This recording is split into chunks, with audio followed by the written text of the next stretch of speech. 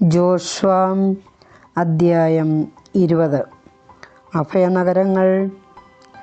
കർത്താവ് ജോഷുവയോട് അരുളിച്ചെയ്തു, ഇസ്രായേൽ ജനത്തോട് പറയുക, ഞാൻ മോശയോട് കൽപ്പിച്ചതുപോലെ സങ്കേത നഗരങ്ങൾ നിർമ്മിക്കുവിൻ. ആരെങ്കിലും അബദ്ധവശാൽ ആരെയെങ്കിലും കൊല്ലാൻ ഇടയായാൽ അവന് അഭയം തേടാൻ വേണ്ടിയാണിത്.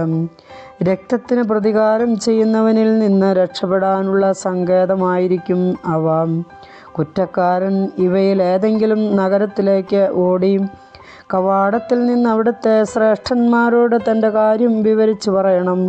അപ്പോൾ അവർ അവന് വസിക്കാൻ പട്ടണത്തിൽ ഒരു സ്ഥലം നൽകണം.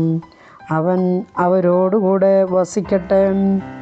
രക്തത്തിന് പ്രതികാരം ചെയ്യുന്നവൻ പിന്തുടർന്ന് വന്നാൽ അവർ അഭയാർത്ഥിയെ അവൻ്റെ കൈകളിൽ ഏൽപ്പിക്കരുത്. മുൻ ശത്രുതയില്ലാതെ അബദ്ധത്താലാണല്ലോ അവൻ വധം നടത്തിയത്. പ്രധാന പുരോഹിതൻ മരിക്കുന്നതുവരെയോ താൻ സമൂഹസമക്ഷം വിധിക്കപ്പെടുന്നതുവരെയോ അവൻ ആ പട്ടണത്തിൽ താമസിക്കട്ടെ. അതിനുശേഷം അവൻ സ്വന്തം പട്ടണത്തിലേക്കും സ്വന്തം ഭവനത്തിലേക്കും തിരിച്ചു പോകട്ടെ. നഫ്താലിയുടെ മലമ്പ്രദേശത്തുള്ള ഗലീലയിലെ കേദേശ്, എഫ്രായിം മലമ്പ്രദേശത്തുള്ള ഷെക്കേം, യൂദായിലെ മലമ്പ്രദേശത്തുള്ള കിരിയാത്ത് അർബാം, ഹെബ്രോൻ എന്നീ പട്ടണങ്ങൾ അവർ അഭയനഗരങ്ങളാക്കി.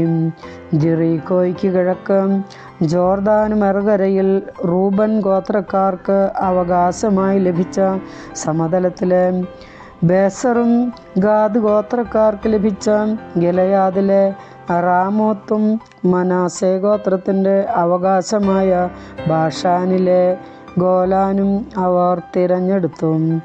അബദ്ധവശാൽ ആരെങ്കിലും ഒരാളെ കൊന്നാൽ ഓടി രക്ഷപ്പെടുന്നതിനും സമൂഹസമക്ഷം വിചാരണ ചെയ്യുന്നതുവരെ രക്തപ്രതികാരത്തിൻ്റെ കരങ്ങളാൽ വധിക്കപ്പെടാതിരിക്കുന്നതിനും വേണ്ടി ഇസ്രായേൽ ജനത്തിനും അവരുടെ ഇടയിൽ വസിക്കുന്ന പരദേശികൾക്കുമായി നീക്കിവെച്ച പട്ടണങ്ങളാണിവ. കർത്താവിൻ്റെ വചനം.